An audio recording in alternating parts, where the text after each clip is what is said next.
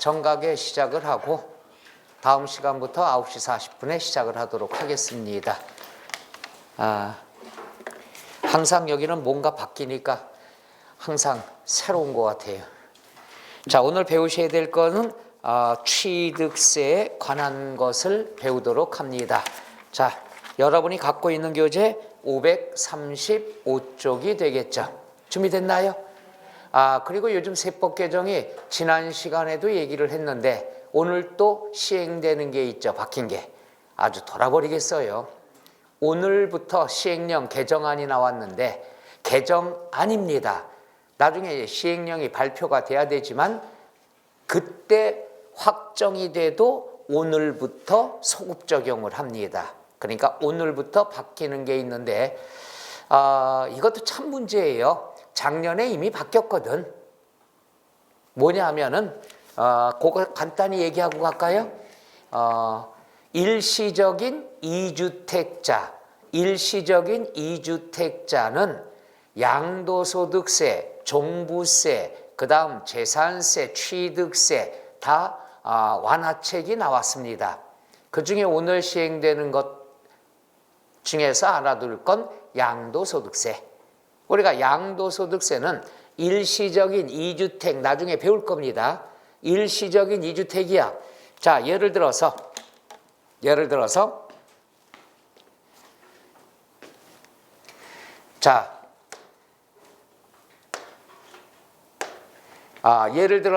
우리가 서울에 집이 하나 있어요.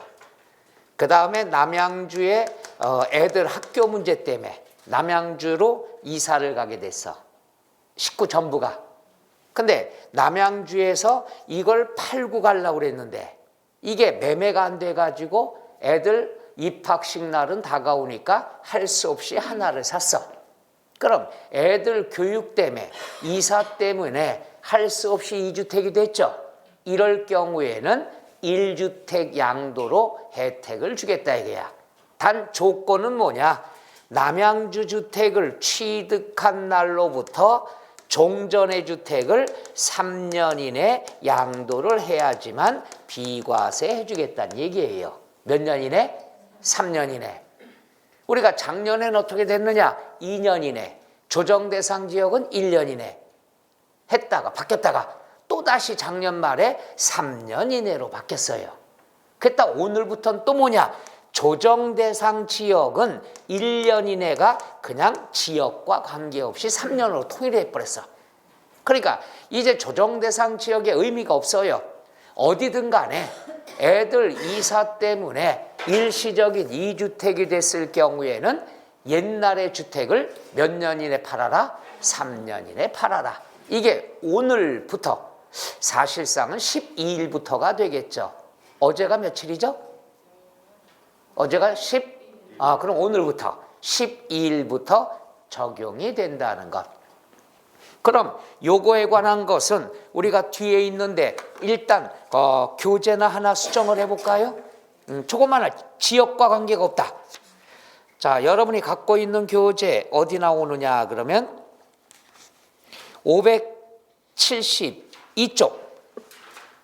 572쪽 간단. 이거 말고도 수정할 것이 있는데 요거는 오늘 하고 나머지 거는 진도에 따라서 수정을 몇 개 해드릴게. 572쪽의 맨 위에 보니까 신규주택을 취득하고 신규주택을 취득한 날로부터 몇 년 이내? 3년 이내. 이거는 올해부터 된다는 게 작년에 확정이 됐기 때문에 3년 이내로 옳게 만들었어요, 제가. 근데 괄호 안에 조정대상 지역은 몇 년 이내라고 그랬죠? 2년. 요걸 3년으로 바꾸면 되겠죠.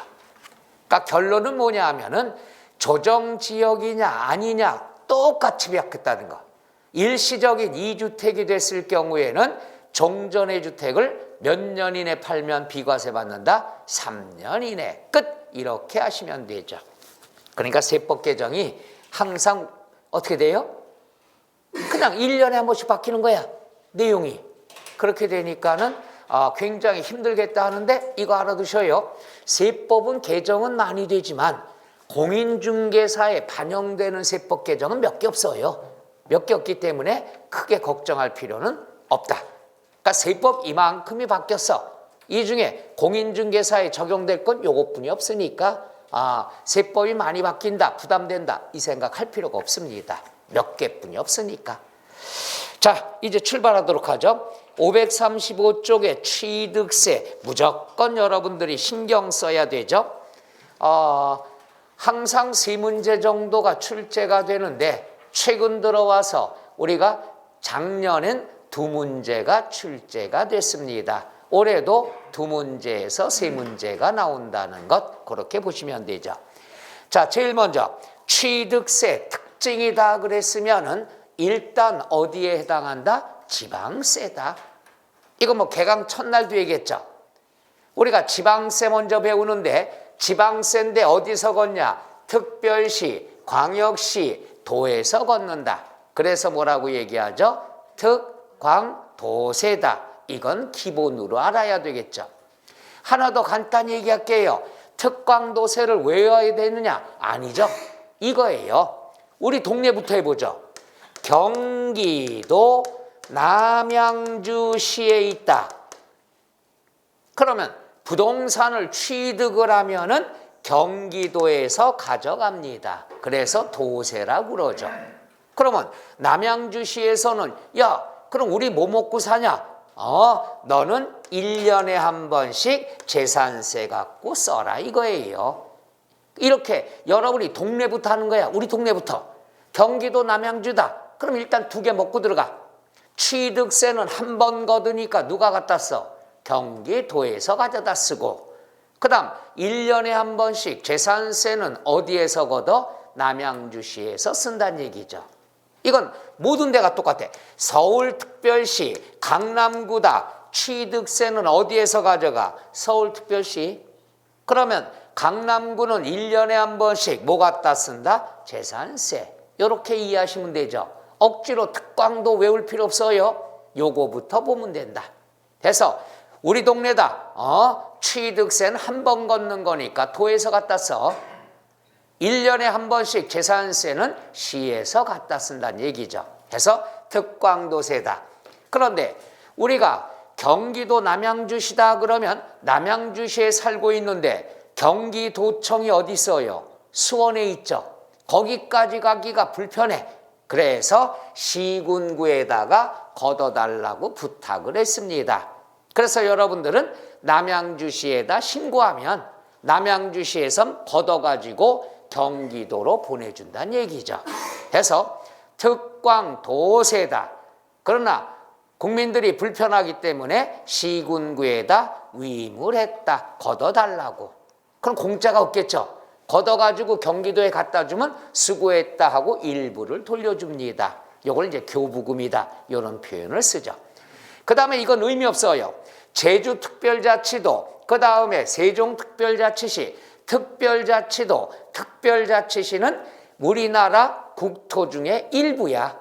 그렇기 때문에 자, 제주도가 아니면 특별자치도 신경 쓸 필요 없잖아. 모르잖아. 그러니까 얘들에 대한 건 신경 안 써도 돼요. 그래서 제일 먼저 알아둘 것, 취득세다 그러면 특광도세가 된다. 그 다음에 요건 필요가 없고요. 세 번째, 요거 알아둬야죠. 물세. 우리가 지방세다 그러면 사람은 필요가 없어. 어떤 물건에 대해서 과세가 되느냐? 그러니까 취득세가 뭐야? 야, 누가 샀는지가 중요한 게 아니야. 몇 평짜리 아파트 샀어? 땅을 샀어? 뭘 샀어? 물건이 중요하죠. 물건에 대한 세금이다. 그래서 뭐라고 그러죠? 물세. 그 다음에 엄청나게 무서운 거죠. 실질주의 과세. 실질주의 과세라는 건 점잖은 표현이고요. 얘는 뭐냐? 등기 등록 여부와 관계가 없다. 이 말은 뭐냐? 등기가 돼도 과세가 되고 미등기 부동산을 사도 과세가 된다. 그러니까 다 걷겠다는 얘기죠. 이게 무서운 거예요. 그리고 공부하실 때 이렇게 공부합니다. 자, 취득과 양도를 같이 공부하면 편해요. 왜냐하면 사고 파는 걸 매매라고 그러죠. 매매는 혼자서 일어나는 게 아니죠. 두 사람 사이야. 그러니까 매매가 되면은 취득한 사람이 취득세 내는 거고 양도하는 사람이 뭘 내죠? 양도소득세 내는 거란 얘기죠. 그럼 두 가지가 똑같은 거야. 그럼 여기서 꼭 알아는 게 취득하는 사람은 재산이 증가가 된 거고 양도하는 사람은 재산이 감소가 된다. 그래서 취득세에서 가장 기본적인 건 내 재산이 증가됐구나. 증가되면 취득세 내고 감소가 되면 양도소득세 낸다. 같이 공부해. 그러면 취득세와 양도소득세 공통점이 요거예요.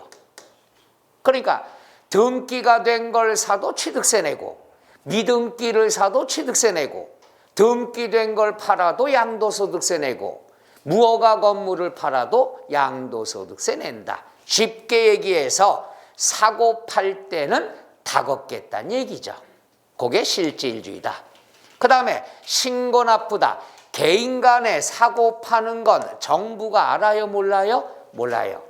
정부가 모르니까 여러분들이 뭘 해야 된다? 신고를 해줘야 된다. 그럼 신고라는 것은요 항상 기한이 정해져 있어요.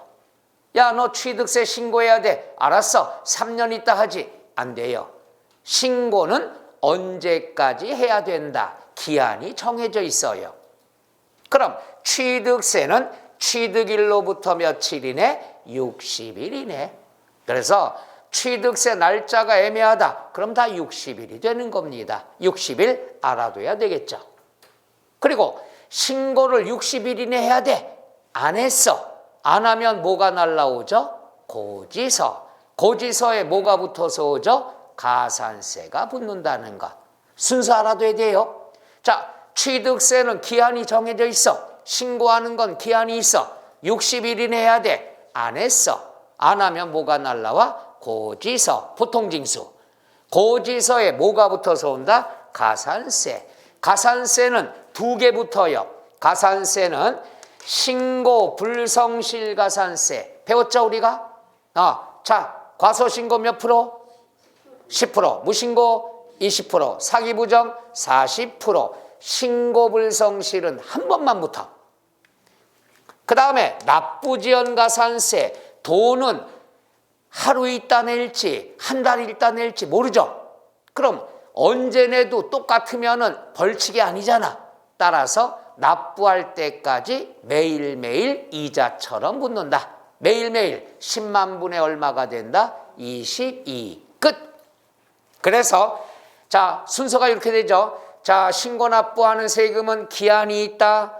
취득세는 60일 이내 해라. 안 하면 고지서 날라온다. 뭐가 붙어서 온다? 가산세. 가산세는 두 가지가 동시에 붙는다. 신고불성실 가산세하고 납부지연 가산세. 끝. 이러면 되죠. 그 다음에 면세점.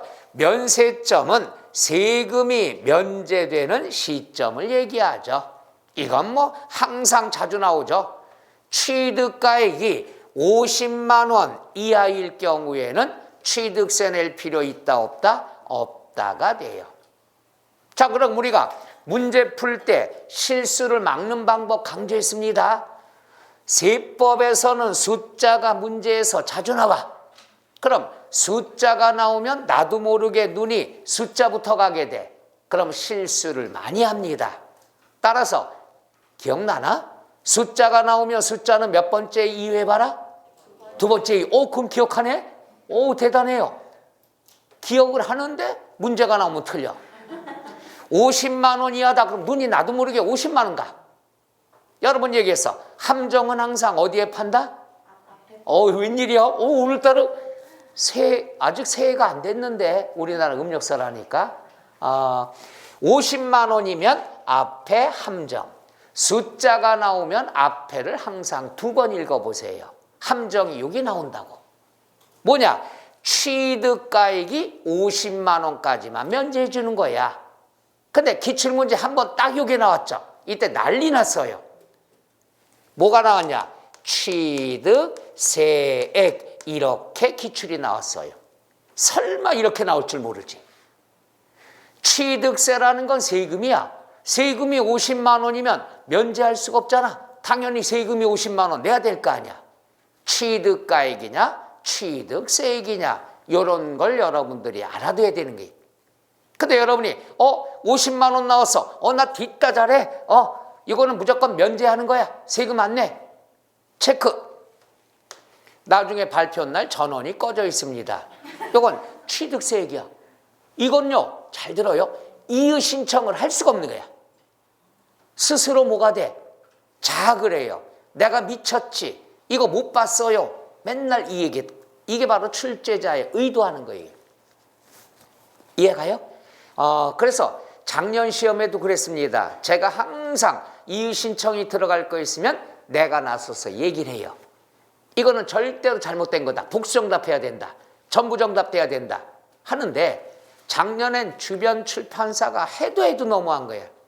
전혀 이의 신청거리가 안 되는 걸 갖다가 수험생들 비 살려주려고 출판사에서 이의 신청 2문제를 올려놓고 난리가 났어.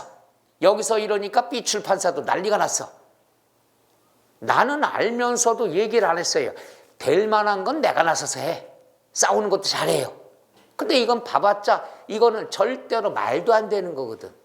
근데 수험생들이 어렵게 나왔습니다 하니까 B 맞춰주려고 출판사마다 그런 거야.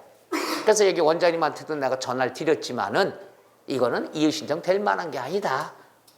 근데 내가 왜 나서서 못하느냐? 난 가만히 있어야 돼. 이의 신청 있을 때만 내가 나서야 돼. 왜? 이거는 절대로 이의 신청 들어갈 수가 없습니다. 얘기하면 수험생들 나 욕해요. 희망을 조금이라도 갖고 있으려고 그랬는데 왜 초를 치냐 이거야. 그래서 각 학원의 원장 강의 나가는데 원장님들한테는 내가 전화를 드리지. 이거는 우리까지 나서서 경거망동하면 안 됩니다. 당장은 편을 들어서 좋겠지만은 기대 갖고 있다가 안 되는 것도 기대 갖고 있다가 확정이 돼봐. 그럼 슬픔 2배가 되는 거예요. 그분을 2번 죽이는 거야. 제 말들 이해가요? 그래서 매년 시험 보고 나서 이건 이의 신청 될 만한 거다. 우리가 재작년에 거도 이의 신청 들어갔잖아요. 이때 나서서 내가 했어요. 그래서 인용이 됐어. 근데 작년은 출판사들이 너무 수험생들의 그 기대고 싶은 걸 갖다가 좀 악용한 게 아니냐. 결국 뭐예요? 기각이 된 거니까. 그러니까 근데 수험생들은 어때요? 한두 개 때문에 차이 나면 그 줄을 잡고 싶은 거야. 희망의 끈. 이거는 말도 안 됩니다. 이의 신청 절대로 안 됩니다. 그 희망에 초를 쳐봐. 내가 옳은 얘기를 하더라도 욕 뒤지게 먹어요.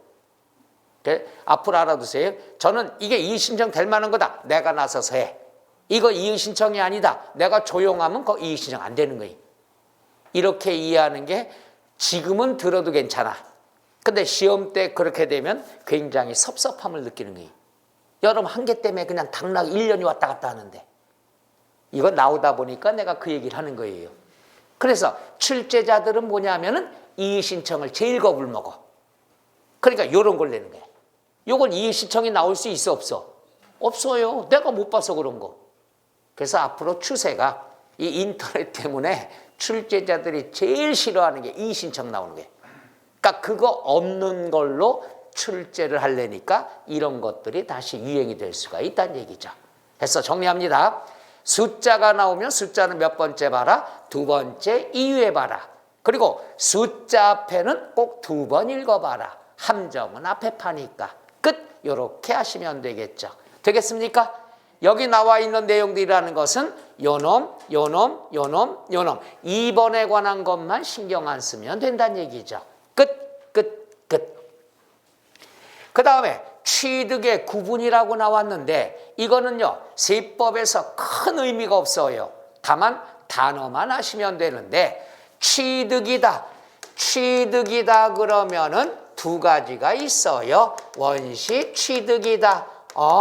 나 이전에 소유자가 없어. 내가 만들었어. 내가 최초의 소유자야. 끝.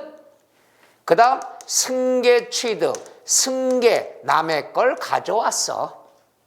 이 2가지만 단어의 뜻만 알면 돼. 우리가 민법에서는 원시 취득, 승계 취득 자세히 배우죠. 세법은 필요 없어. 왜? 어차피 취득하면 취득세가 과세되니까 원시 취득이나 승계 취득이나 다 과세가 된다는 얘기죠. 이해가세요?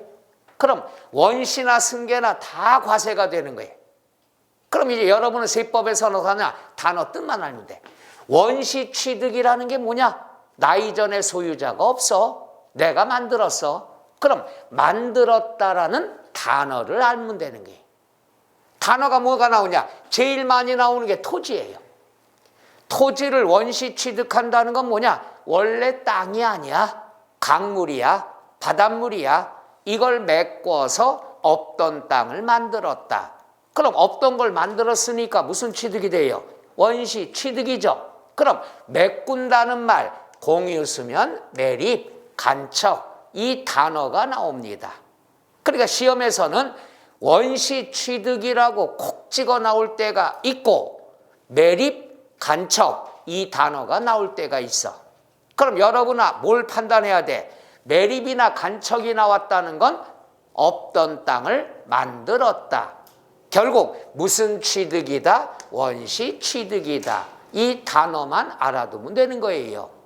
매립, 간척이란 말이 나오면 내가 만들었으니까 무슨 취득이 된다? 원시 취득이다. 단어 꼭 알아두세요. 자주 나옵니다. 토지가. 나머지는 의미 없어. 건축물은 땅만 있어. 나대지야. 나대지인데 여기다 건물을 새로 줬다. 신축. 옛날 거 낡아서 철거하고 재건축했다. 재축. 그 다음에 3층짜리 건물인데 한 층을 올렸다. 증축. 그럼 3층짜리인데 한 층을 올렸으면 없던 게 새로 생겼죠. 그러니까 다 뭐가 돼? 원시 취득이다 이거야. 그러니까 원시 취득으로 나올 때가 있고 이런 단어가 나올 때가 있으니까 단어의 뜻만 알면 세법은 끝이야. 그 다음에 민법상의 시효취득, 점유물에 관한 거 있죠. 내 거가 아니야. 주인은 따로 있어. 근데 그 사람이 행방불명이 됐어.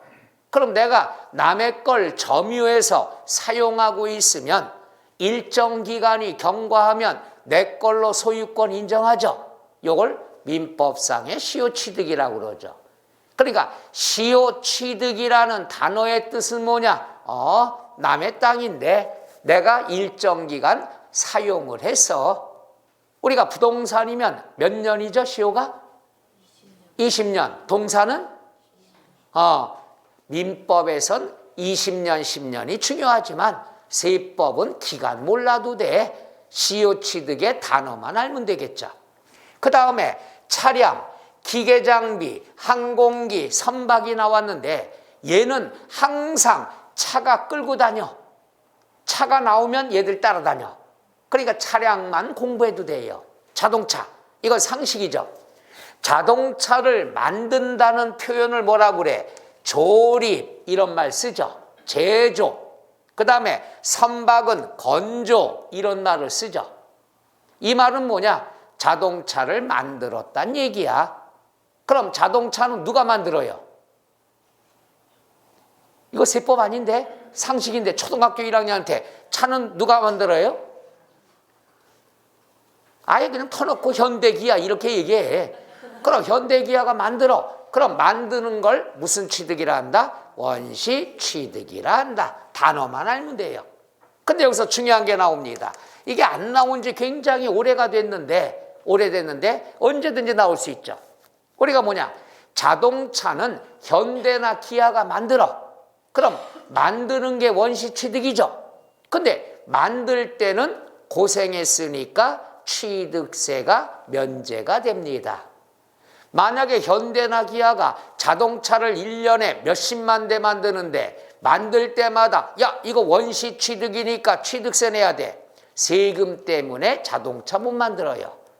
그래서 자동차다 그러면은 만드는 자동차 회사들은 취득세 안 내.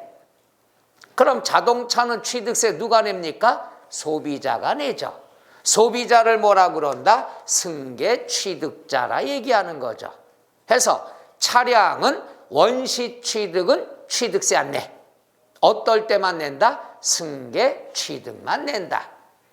자, 다시 한번 얘기하면 우리가 취득은 원시 취득이나 승계 취득이나 다 과세가 돼.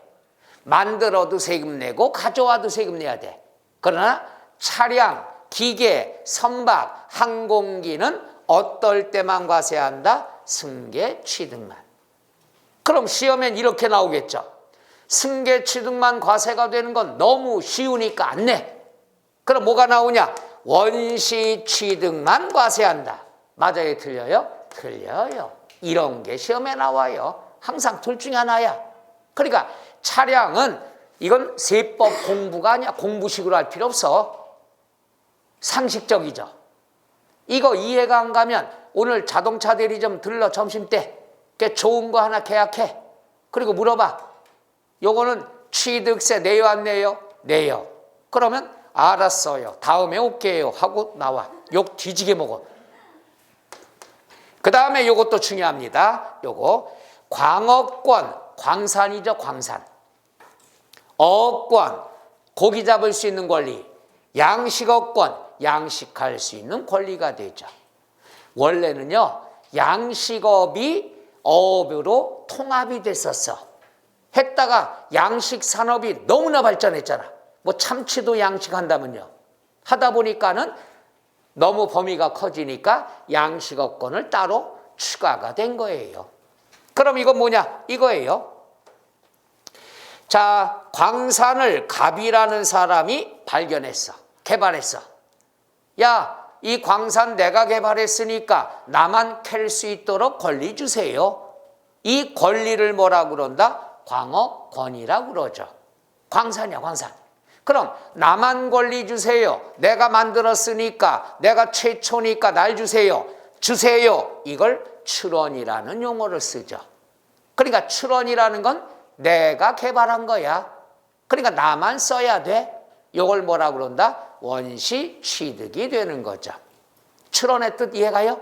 또 이런 거 있잖아요. 내가 신기술 개발했어. 그럼 나만 쓸 수 있도록 권리 주세요. 이걸 사회에서 뭐라고 그러죠? 특허 출원이라는 용어를 쓰죠. 그러니까 단어만 알면 돼. 근데 여기도 같이 공부합니다. 우리나라는 자원이 부족한 나라야. 그렇기 때문에 자원 개발하는 사람들을 혜택을 줘요. 야, 너 광산 개발했다며? 그러면 돈 많이 들었겠네? 그 다음 시간도 많이 걸렸겠네? 대한민국 땅을 다 뚫어봐야 되니까. 고생했네? 고생했으니까 너도 원시 취득은 취득세 면제해 줄게. 자동차랑 똑같은 거야. 그래서 광어권, 어권, 양식어권은 원시 취득은 고생했으니까 너 취득세 내지 마. 그러면 어떨 때 과세하느냐? 승계 취득일 때만 과세가 된다. 차량하고 똑같이 공부하세요. 그래서 차량, 기계, 항공기, 선박, 광어권, 어권, 양식어권은 똑같이 원시 취득은 취득세 과세 된다 안 된다? 안 된다. 어떨 때만 과세한다? 승계 취득만 과세가 된다. 이건 언제든지 나타날 수 있어. 특히 최근에 추가된 광어권, 어권, 양식어권의 위주로 나올 수가 있다는 얘기죠. 그러니까 자동차랑 같이 공부합니다. 그래서 광어권은 광산이다. 광산을 개발하기는 굉장히 시간과 비용이 많이 걸리니까 원시 취득은 그동안 고생했다. 너 취득세 면제해 줄게. 그럼 어떨 때만? 승계 취득만 과세가 된다. 끝. 이렇게 알면 돼요. 자, 그래서 우리가 취득세는요, 가장 기본 이거야. 원시건 승계건 무조건 과세가 돼. 다 과세야. 그러나 차량, 광어권은 승계 취득만 과세가 된다는 것. 그러니까 다 과세가 되니까 시험에 비중이 적어. 원시는 과세 안 하고 승계만 과세한다. 이런 예외적인 것이 시험에 나올 확률이 크다는 얘기죠. 너무 안 나온 지가 오래됐습니다. 꼭 여러분들이 알아두셔야 된다. 그래서 원시 취득은 단어의 뜻만 하시면 된다. 그 다음 두 번째, 승계 취득. 승계는 남의 걸 가져왔어. 남의 걸 가져올 땐 돈 가지고 가져왔냐, 공짜로 가져왔냐, 이거죠. 돈 주고 사왔으면은 유상승계, 공짜로 가져오면 무상승계가 되죠. 그럼 유상이다 그러면 돈 주고 사온 거니까 단어에 힌트가 나와. 세 개만 공부해요. 첫째, 매수. 매수나 매매의 뜻은 뭐야? 돈 주고 사온 거야. 그 다음에 교환. 요거 친해져야 됩니다. 교환. 교환은 give and take. 헌집 줄게, 새집 따오. 그럼 교환은 나가고 들어오죠. 따라서 납세 의무가 두 개가 되는 거야. 헌집 줄게. 그럼 헌집은 나가니까 감소가 되죠. 요거는 양도로 보는 거고, 새 집을 받았으면은 증가가 됐죠. 그럼 뭐가 된다? 취득세가 되는 거죠. 그러니까 교환이라는 건 이거 주고 이거 받았으니까 두 가지의 납세 의무가 성립되니까 꼭 알아둬야 되니. 나가는 건 양도소득세 내야 돼. 들어오는 건 취득세 내야 됩니다. 해서 교환의 단어는 무조건 알아두셔야 됩니다. 교환은 무조건 유상승계야. 그럼 시험에 어려운 거 한번 내줄게요. 시험에 교환이 나오면은 여러분이 금방 답을 맞출까 봐 앞에 뭐가 나오냐? 배우자 이 말이 나와. 가족끼리라 하더라도 교환은 가족이나 남남이나 똑같아. 우리가 부부가 있어. 남편이 부인한테 남편 명의로 된 상가를 주고 아파트를 받았어. 교환했어. 그럼 남남끼리 교환이나 가족끼리 교환이나 똑같아. 왜? 이전 등기가 왔다 갔다 해야 되니까. 나가는 건 가족끼리도 양도소득세 내야 돼. 들어오는 건 소유권 이전 등기하니까 취득세 내야 돼. 그래서 교환이라고 그러면 여러분 헷갈리라고 배우자가 앞에 꼭 나와. 이건 여러분 헷갈리라고 하는 거예요. 함정 앞에 판다고 했잖아. 교환 나오면 앞뒤 볼 거 없어. 교환은 무조건 유상승계가 된다는 거.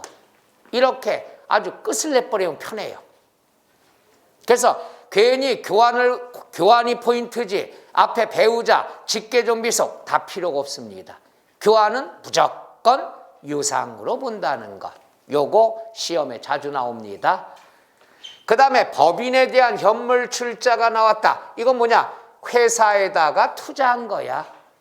그럼 돈으로 투자하면은 금전 출자라고 그래. 물건으로 투자하면은 현물 출자라고 그래. 이 단어 알면 끝이에요. 뭐냐면은 갑이라는 사람이 건물이 있는데 S전자에다가 투자를 했어요. 물건으로 투자했어. 그럼 투자했으면 개인의 소유가 전자의 소유로 이전되겠죠.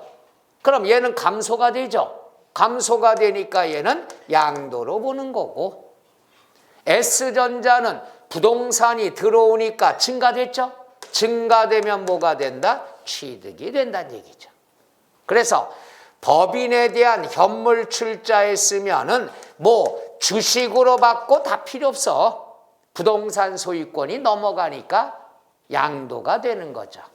해서 항상 취득과 양도는 똑같은 거야. 증가된 사람은 취득이 되는 거고 감소된 사람은 뭐가 된다? 양도가 된다. 오늘은 증가만 머릿속에 쓰면 돼. 그러니까 우리가 쉽게 얘기해서 취득세라는 뜻을 알면 쉬워요. 취득세는 뭐냐? 재산이 증가될 때 내는 세금이야. 그럼 양도소득세는 뭐냐? 재산이 감소될 때 내는 세금이야. 따라서 오늘은 재산 증가만 알아두면 끝나는 거야. 그러니까 취득세 뜻이 쉽잖아. 취득세 뜻이 뭐야? 부동산을 샀어. 샀으니까 내 재산이 이만큼 증가됐어. 그럼 취득세는 증가된 걸 내는 세금이 취득세란 얘기. 이해가요? 그래서 취득세 뜻이 뭐냐? 취득할 때 내는 세금이다. 이렇게 공부하지 마. 내 재산이 증가됐으니까 내는 세금이야. 이게 취득세라는 개념이에요. 그렇게 알아두면 굉장히 편해. 그럼 문제에서 지문에 힌트가 나와. 재산이 증가됐냐 감소됐냐 이거 여러분이 판단하면 되는 거야. 설마 그 판단 안 될까? 재밌는 건요. 또 알아볼까? 모르면은 문제 지문에서 부동산의 취득 이렇게 나와. 그럼 여러분이 해석하는 거야. 부동산을 취득하니까 부동산이란 재산이 증가돼요 감소돼요? 증가됐다는 거 알잖아. 이게 취득세가 과세가 된다. 이게 답이 되는 거야. 그러니까 나는 세법을 갖다 억지로 취득세, 취득 외우려고 하니까 잘못된 거야. 취득세, 한문으로 취득이야. 내가 볼 때는 뭐야? 내 재산을 내가 기준이야. 내가 이 행위로 인해서 증가가 됐다. 그럼 다 취득세 과세되는 거예요. 말 이해가요? 내가 이거 취득을 했는데 짜네. 내용이 짜네. 짜나면 비과세야. 이런 식으로 지문을 보면요. 저는 이 방법을 많이 써요. 내가 시험 보러 가는 과목들도. 그럼 답이 의외로 쉬운 거야. 그걸 내가 터득을 해서 여러분한테 답 찾는 걸 연습시켜주는 거예요. 내가 해보니까 답 찾는 거 쉽다는 얘기. 이렇게 힌트가 취득이라는 노골적으로 나왔는데 사왔구나. 사왔으면 내 재산이 증가되네. 증가되면 무조건 취득세야. 과세한다. 이러면 되죠. 이해 가셔? 이런 식으로 접근하셔. 외우려고 하면 안 된다니까. 외우면 뭐해? 외우지도 못해. 그 다음에 나오면 또 틀려. 근데 지문은 뭐야? 고정적으로 나오잖아. 그러니까 이거 이해만 하면 그 문제는 맨날 맞아요. 여러분이 문제 풀 때 어떤 때는 맞아. 컨디션 좋으면. 어떤 때는 틀려. 컨디션 나쁘면. 이건 외워서 하는 거야. 외우는 건 말만 바꾸면 다 틀려. 제 말 이해 가요? 근데 이 단어 이해를 하면은 어떻게 나오든 이 단어가 안 나오면 문제가 안 되는 거예요. 이런 식으로 10달간 하세요. 답 찾는 건 너무 쉬워. 그리고 재밌는 거는 세법을 이런 식으로 접근했다. 그럼 다른 과목도 다른 과목 얘기하면 예민한 거니까 세법만 이래요. 세법만. 단어 찾으면 왜 그러냐? 모든 법규가 한문이에요. 한문. 그렇기 때문에 그 용어 자체가 모든 과목이 다 똑같다는 얘기예요. 그렇게 보시면 됩니다. 자, 그 다음에 우리가 뭐가 나왔느냐. 어이구. 자, 간주 취득이 나왔습니다. 간주 취득. 간주 취득은 무조건 친해져야 돼요. 간주 취득도 단어가 나와. 이번에 산 건 아니야. 이번에 산 건 아니지만 산 걸로 간주가 된다. 그럼 취득으로 간주한다는 건 뭐야? 가액이 증가가 됐다는 얘기죠. 아까 얘기했잖아. 증가가 되면 증가된 것만큼 취득세 내야 된다는 얘기죠. 이게 간주 취득이야. 그럼 이렇게 따지면 돼요. 우리가 취득이다 그러면 두 가지가 사실상은 있어요. 사실상의 취득이 있고 간주 취득이 있어요. 사실상의 취득은 만들었느냐 남의 거 가져왔느냐 단어만 알면 돼. 그러면 사실상의 취득과 간주 취득의 비교는 뭐가 되느냐? 언제 샀냐? 언제 샀냐? 사실상의 취득은 지금 샀어. 지금. 항상 세법은요 지금이야. 지금 사야 취득세 내는 거야. 지금 팔아야 양도소득세 내는 거야. 지금 갖고 있어야 재산세 내는 거야. 이해가요? 그러니까 항상 취득, 재산, 보유, 양도 다 지금이야. 지금. 근데 간주 취득은 뭐냐? 옛날에 산 거야. 옛날에 샀는데 오늘 가액이 늘어나서 늘어난 것만큼 취득으로 간주한다 이거지. 단어 이해가요? 항상 취득, 보유, 양도는 지금이야. 그러니까 지금 세금 내야지. 근데 간주 취득만 예외야. 이건 언제 샀다? 옛날에. 옛날에 샀는데 오늘 가액이 늘어났대. 늘어났으니까 취득세 내란 얘기야. 취득으로 간주한다. 그럼 얘는 뭐냐? 자연적으로 가격이 올라가는 것은 취득세 안 내요. 그럼 뭐냐? 네 가지 사건으로 인해서 가액이 증가될 때만 취득으로 간주한다. 그러니까 간주 취득의 네 가지 사건이 시험 문제죠. 근데 재밌는 거는 또 있어요.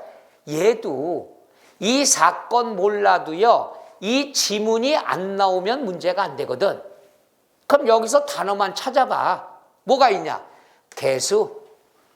건축물을 개수했다. 개수라는 건 개보수, 대수선, 뜯어 고친 거야. 그럼 잘 봐요. 개수의 뜻이 뭐냐? 뜯어 고쳤다. 뜯어 고치면 좋게 고쳐, 나쁘게 고쳐. 좋게 고치니까 증가될 수밖에 없다는 얘기지. 아주 힌트가 노골적으로 나오잖아. 또 하나 보죠. 자, 차량의 종류를 변경했다. 변경이 나왔어. 변경은 뭐야? 변경의 뜻? 종류 변경 몰라도 돼. 변경의 뜻이 뭐야?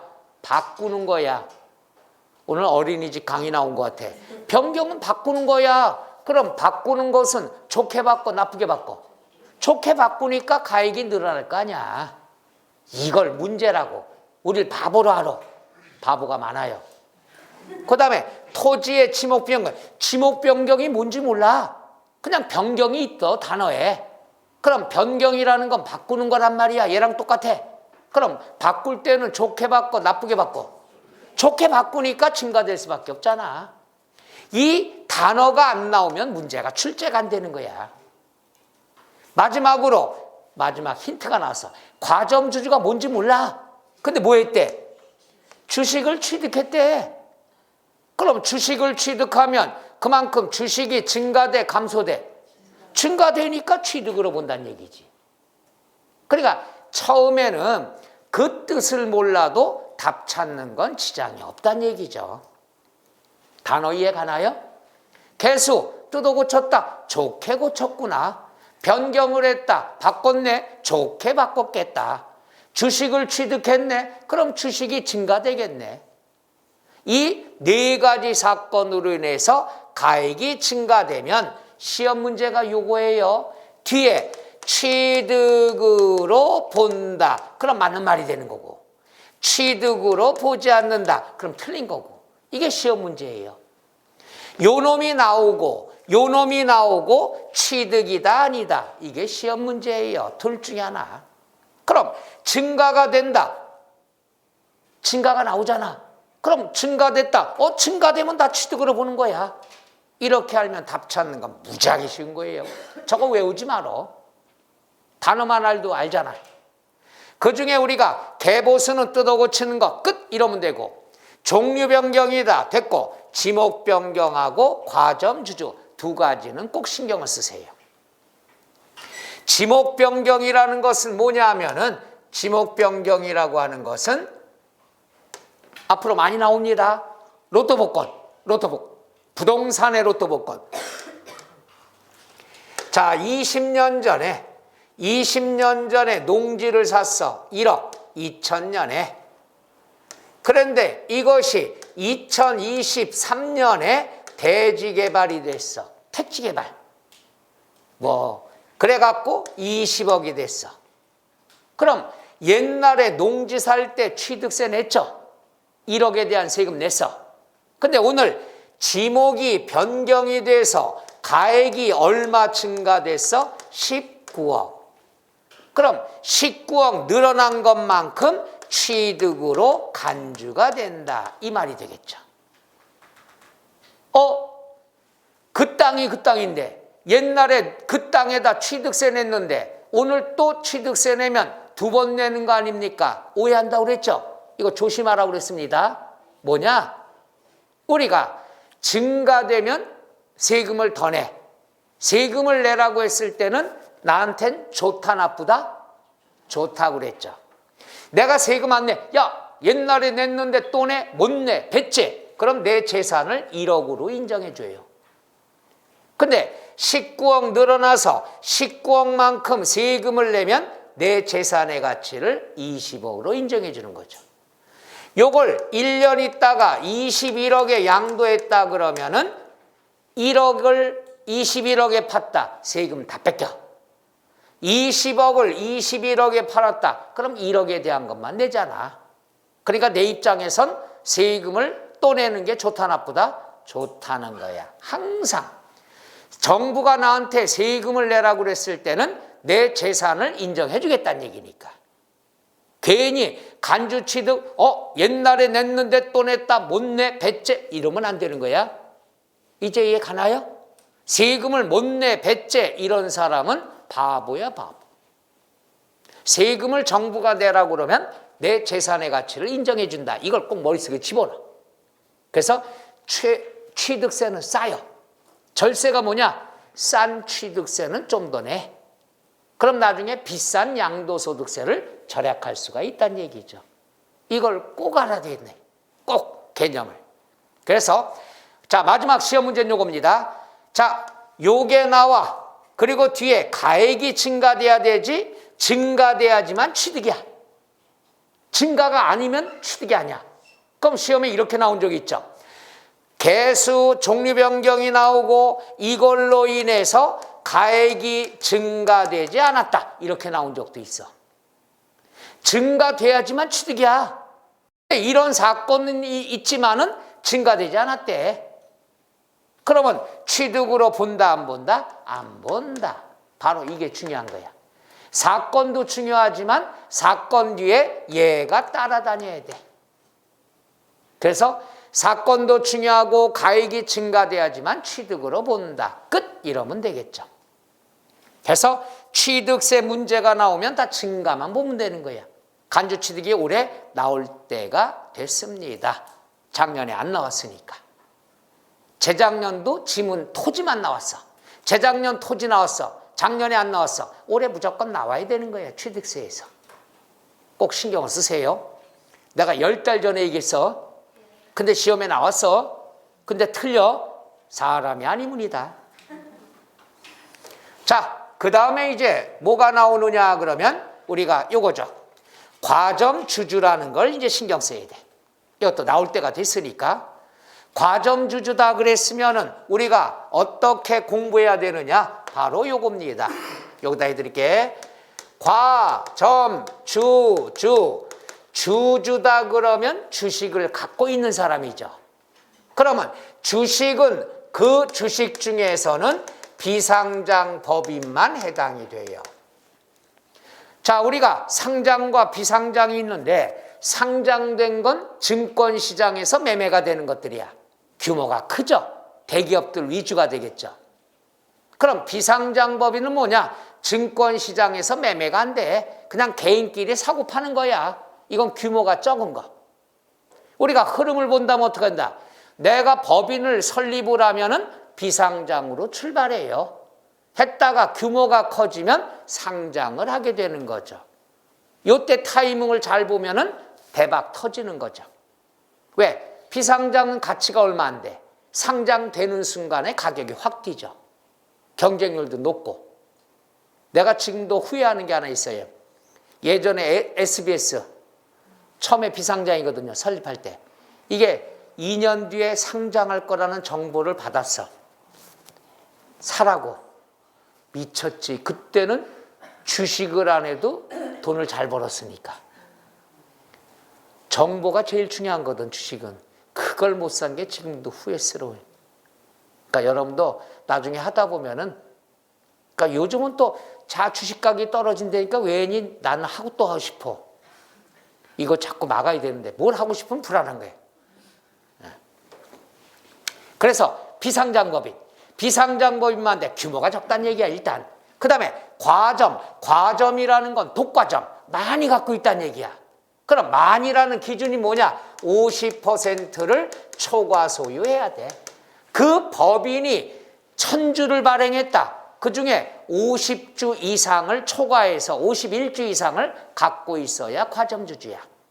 그런데 50%를 하는 것은 한 사람만의 지분율을 얘기하는 게 아니라 가족끼리 합해서.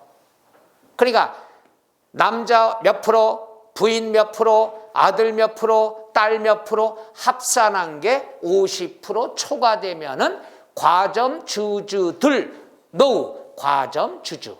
그러니까 과점주주라고 썼지만 한 사람이에요? 여러 사람이에요? 여러 사람을 얘기한다. 이것만 배우다가 작년에 하나가 추가됐죠. 실질적으로 권리를 행사하는 자. 이렇게 나와. 이건 안 나오다가 나왔거든요. 의미 없어. 왜? 50% 초과해서 갖고 있으면 우리 가족이 그 법인의 총 지분율 중에 50% 초과해서 갖고 있다는 건 그 회사 내 마음대로 할 수 있다는 얘기야. 따라서 실질적으로 권리를 행사할 수밖에 없다는 얘기죠. 그러니까 얘는 의미가 없는 거야. 두 가지만 알면 돼. 정리. 비상장법인만 된다. 50% 초과. 초과가 또 나왔잖아. 초과라는 건 50%까지는 과점주주 돼야 안 돼요? 안 돼요.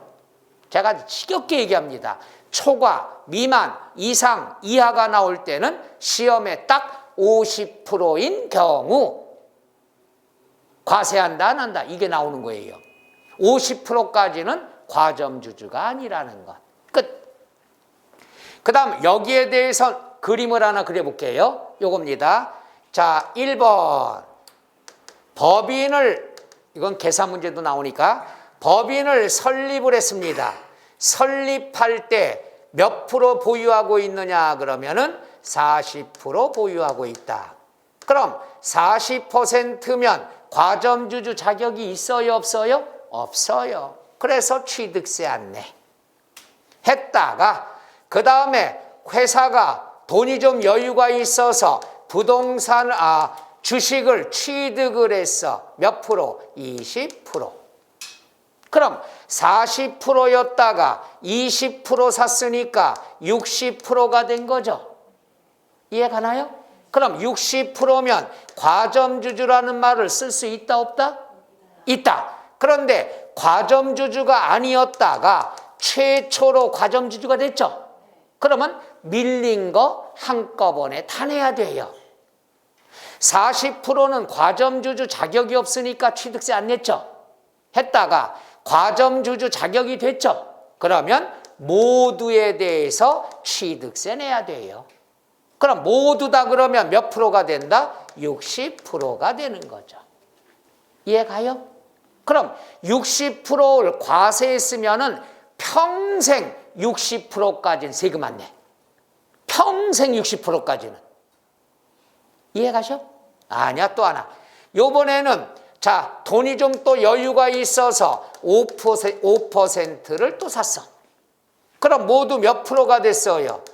65%가 됐죠? 65%면 과점주주라는 말을 쓸 수 있죠.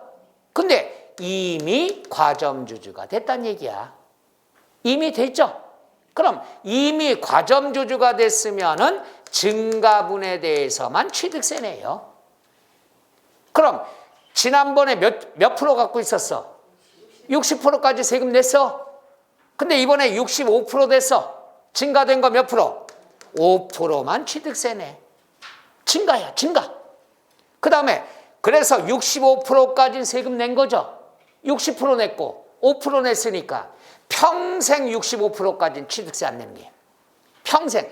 증가될 때만 세금 내는 거야. 그 다음에 이번엔 돈이 필요해서 매각을 했어. 돈이 필요해서 몇 프로? 몇 프로? 20% 매각했어. 그럼 몇 프로가 됐어? 45% 됐죠? 45%는 과점주주라는 말 쓸 수 있어 없어? 없어요. 근데 이거는 매각에 관한 거니까 취득세와 관계 있어 없어? 없어요. 근데 왜 나왔냐? 요 다음 거 문제 내려고. 이게 기출문제예요. 그 다음에 여유자금이 있어서 몇 프로냐? 25%를 취득을 했어. 그럼 45%였다가 25% 샀으면 70%가 됐죠. 70%면 과점주주 이름 쓸 수 있죠. 다시 과점주주가 된 거죠. 과점주주가 아니었다가 다시 됐죠. 그럼 다시 과점주주가 됐으면 똑같아. 증가분만 취득세 내라 이거야. 이미 과점주주 됐거나 다시 과점주주가 됐을 때는 과거랑 비교해서 증가분만 취득세 내는 거예요. 과거에 몇 프로까지 냈어? 65%까지. 이번에 몇 프로 됐어? 그럼 과거보다 증가된 게 몇 프로야? 5%만 취득세 낸다 이거죠. 바로 요게 기출문제, 계산문제가 나온 적이 있어요. 그래서 정리할게요. 설립 시 과점주주 자격이 없으면 취득세 안 내. 했다가 설립 이후에 최초로 과점주주가 되면 밀린 거 다 내야 돼. 모두. 그랬다가 또다시 취득을 하면은 이미 과점주주가 됐으면 그 다음엔 증가분만 취득세 내란 얘기죠. 그럼 이렇게도 내올 수 있죠. 자, 요거는 예외. 사례 B. 요번에 25% 산 게 아니라 10% 샀어. 10% 사면은 45, 10 몇 프로가 됐어? 55%. 다시 과점주주가 됐죠. 50% 넘으니까. 다시 과점주주가 됐으면 비교해봐야죠. 과거에 몇 프로까지 있었어? 지금 몇 프로야? 증가분이 있어 없어? 없으니까 취득세 안 내는 거야. 증가가 돼야 취득이 되는 거지. 뭔 말인가 이해 가셔? 그러니까 요건 시험에 한 번도 안 나왔어. 요거는 나왔어. 언제든지 요거 나올 수 있겠죠. 그러니까 머릿속에 항상 뭐가 있어야 돼? 증가가 돼야 취득이다 이거지. 그래서 네 가지입니다. 설립 시 취득으로 보지 않는다. 최초 모두에 대해서, 이미 증가분에 대해서, 다시 증가분에 대해서. 잘 봐요. 이걸 이해하면 이렇게. 처음에만 다 내고 그 다음부터는 증가되는 것만 내라 이거야. 왜? 증가가 취득이니까. 증가가 안 되면 취득이 아니야. 되겠어요? 노. 두 번째 사례. 설립 시 55% 출발했어. 설립할 때. 그럼 설립할 때 55%면 과점주주 자격 있어 없어? 있어요. 과점주주가 최초로 이미 됐다는 얘기죠. 그런데 이거 알아둬야 돼. 여러분이 학교 다닐 때 벌칙이 두 개가 있어. 기말고사 보다가 컨닝에서 걸렸어. 그럼 하루 정학이야. 그 승질 나갖고 걸려갖고 화장실 가서 담배 피다 또 걸렸어. 요거는 7일 정학이야. 두 개가 같이 걸렸죠. 그럼 더해서 8일이 아니야. 벌칙은 둘 중에 무거운 걸 적용합니다. 그러면 컨닝하다 걸렸고 담배 피다 걸렸으면은 담배값만 적용이 들어가지. 세금도 똑같아요. 회사를 설립을 해서 최초로 과점주주가 됐다는 건 이 회사 내가 설립한 거야. 그럼 회사를 설립하면 법인세 내야 돼. 근데 또 과점주주니까 취득세도 내야 돼. 설립하면 법인세도 내고 취득세도 내야 돼. 두 가지 다 적용할 수 있다 없다? 없어요. 이 중에 무거운 거, 금액이 큰 거, 뭐가 크냐? 법인세가 큽니다. 따라서 네가 설립할 때 최초로 과점주주가 되면은 취득세 내지 말아라. 왜? 법인세만 내라 이거죠. 벌칙 두 가지 경우 이해 갑니까? 그러니까 법인을 설립할 때는 이거야. 과점주주가 안 돼도 안 내고 과점주주가 돼도 안 낸다. 따라서 설립이 나오면 무조건 취득으로 본다 안 본다? 안 본다가 되는 거예요. 그 다음부터는 똑같아. 그 다음부터는 증가분만 취득세 내요. 왜? 55% 면제를 받았으면 평생 55%까지 면제받는 거야. 그럼 그 다음부터는 뭐야? 증가될 때만 취득세 내라는 얘기죠. 나머지는 똑같아.